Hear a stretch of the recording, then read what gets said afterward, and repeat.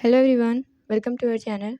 आज के इस वीडियो में हम क्लास 10th साइंस के chapter number 4 carbon and its compound से एक्टिविटी 4.3 समझेंगे और इससे रिलेटेड कुछ क्वेश्चंस भी सॉल्व करेंगे, जिससे आपको आइडिया हो जाएगा कि इन छोटी छोटी एक्टिविटीज़ से क्वेश्चन कैसे बनते हैं।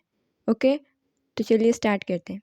Activity 4.1, take some carbon compounds naphthalene, camphor and alcohol one by one on a spatula and burn them. हमें 3 कार्बन कंपाउंड्स लेने हैं, नेफ्थलीन, कैम्फर और अल्कोहल। उसके बाद हमें इनको बर्न करना है। बर्न करने के बाद हमें ऑब्जर्व करना है कि जो उनकी फ्लेम होगी उसका नेचर कैसा है, यानी वो कौन सा कलर दे रहे हैं बर्न होने के बाद। और दूसरी चीज़ हमें ये नोट करना है कि उनमें से स्मोक प्रोड्यूस हो रहा है या नहीं। दूसरी चीज़, place a metal plate above the flame, is there a deposition on the plate in case of any of the compound. जो 3 कंपाउंड्स हम बर्न करेंगे उनमें से जो फ्लेम निकलेगी उसके ऊपर हमें एक मेटल प्लेट रख देना है। उसके बाद हमें ये देखना है कि क्या वहाँ पर कोई डिपोजिशन हुआ है या नहीं। तो चलिए समझते हैं कि हमें क्या क्या ऑब्जर्वेशंस देखने को मिलेंगे और इससे हम क्या कंक्लूड कर सकते हैं। जब हम उन 3 कार्बन कंपाउंड्स को बर्न करते हैं तो हमें यहाँ पे कुछ ऑब्जर्वेशंस देखने को मिलती हैं। पहला, जो नेफ्थलीन और कैम्फर थे, ये दोनों बर्न होने पर जो फ्लेम देते हैं उसका कलर होता है येलो। दूसरा, अल्कोहल जब बर्न होता है तो हमें ब्लू फ्लेम देता है। तीसरी चीज़ ये कि जब हम उन फ्लेम्स पे मेटल प्लेट रखते हैं तो अल्कोहल में तो हमें कोई भी डिपोजिशन देखने को नहीं मिलता है, लेकिन अगर हम बात करें कैम्फर और नेफ्थलीन की तो उनका जो फ्लेम होता है येलो सूटी फ्लेम, वो मेटल प्लेट पे डिपॉजिट होने लगता है। ये 3 ऑब्जर्वेशन हमें इस एक्टिविटी में देखने को मिलती हैं। अब हम इससे कंक्लूड क्या कर सकते हैं। पहली चीज़ ये कि जो सैचुरेटेड हाइड्रोकार्बन्स होते हैं वो हमें ब्लू फ्लेम देते हैं, क्लीन ब्लू फ्लेम देते हैं। जैसे ये अल्कोहल था, ये एक सैचुरेटेड हाइड्रोकार्बन होता है। जब ये बर्न होता है तो हमें ब्लू फ्लेम देखने को मिलती है। तो सैचुरेटेड हाइड्रोकार्बन्स की ये पहचान होती है कि जब हम इसे बर्न करते हैं तो हमें ब्लू कलर देखने को मिलता है। दूसरा कंक्लूज़न ये कि all such unsaturated hydrocarbons give yellow sooty flame due to incomplete combustion of carbon। जो अनसैचुरेटेड हाइड्रोकार्बन होते हैं जैसे नेफ्थलीन और कैम्फर, ये अनसैचुरेटेड हाइड्रोकार्बन है। जब ये बर्न होंगे तो हमें येलो सूटी फ्लेम देखने को मिलेगी।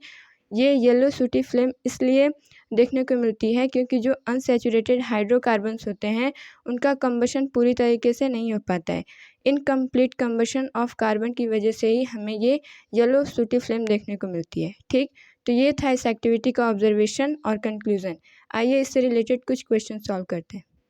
क्वेश्चन नंबर 1 है, which of the following will give a clean blue flame when burned. हमारे पास यहाँ पे 4 ऑप्शन है, 4 हाइड्रोकार्बन दिए हुए हैं। हमें बताना है कि इनमें से कौन सा ऐसा हाइड्रोकार्बन है जो बर्न होने पे हमें ब्लू फ्लेम देगा। पहला है ब्यूटेन, दूसरा है ब्यूटीन, तीसरा है हेक्सीन और पांचवा है पेंटाइन। इनमें से हमें ये बताना है कि कौन सा बर्न होने पे ब्लू फ्लेम देगा। तो हम जानते हैं जो सैचुरेटेड हाइड्रोकार्बन होते हैं वो बर्न होने पर हमें क्लीन ब्लू फ्लेम देते हैं। तो इनमें से हमें ये पहचानना है कि सैचुरेटेड हाइड्रोकार्बन कौन है। तो आप देख सकते हैं कि जो पहला ऑप्शन है C4H10, ये एक सैचुरेटेड हाइड्रोकार्बन होता है। सैचुरेटेड हाइड्रोकार्बन का कॉमन फार्मूला होता है CnH2n प्लस में 2। तो यहाँ पे आप देख रहे हैं C4H10 इस फार्मूले को फॉलो कर रहा है, तो ये हमारा सैचुरेटेड हाइड्रोकार्बन हो जाएगा और ये जब बर्न होगा तो हमें ब्लू फ्लेम देखने को मिलेगी। सेकेंड क्वेश्चन है, do saturated hydrocarbons always burn with a blue flame. क्या जो सैचुरेटेड हाइड्रोकार्बन्स होते हैं वो बर्न होने पर हमेशा ही ब्लू फ्लेम देते हैं? तो आंसर होगा नो। जब हम सैचुरेटेड हाइड्रोकार्बन को इनसफिशिएंट ऑक्सीजन की सप्लाई देते हैं तब वो भी हमें येलो सूटी फ्लेम देते हैं। तो आंसर लिखेंगे हम no, when oxygen is not sufficient they also burn with yellow flame. Third question है assertion reason type question. Assertion हमें गिवन है, burning of camphor result in sooty deposits on metal plate kept over flame. ये हमने activity में देखा था कि जब हम कैम्फर या फिर नेफ्थलीन को बर्न करते हैं और उनके ऊपर, उनके फ्लेम के ऊपर जब हम मेटल प्लेट को रख देते हैं तो हमें उन पर एक सूटी फ्लेम का डिपोजिशन देखने को मिलता है। इसका रीज़न क्या दिया हुआ है, saturated hydrocarbons always burn with a सूटी फ्लेम। तो यहाँ पे जो असर्शन है वो हमारा करेक्ट है, लेकिन रीज़न इनकरेक्ट है। क्यों? क्योंकि यहाँ पे लिखा है सैचुरेटेड हाइड्रोकार्बन्स, जबकि अनसैचुरेटेड हाइड्रोकार्बन्स हमेशा ही हमें सूटी फ्लेम देते हैं। ठीक, तो इसका हो जाएगा assertion is true but reason is false. Last question है, which of the following is a saturated hydrocarbon? Propene, butyne, hexane और पेंटीन।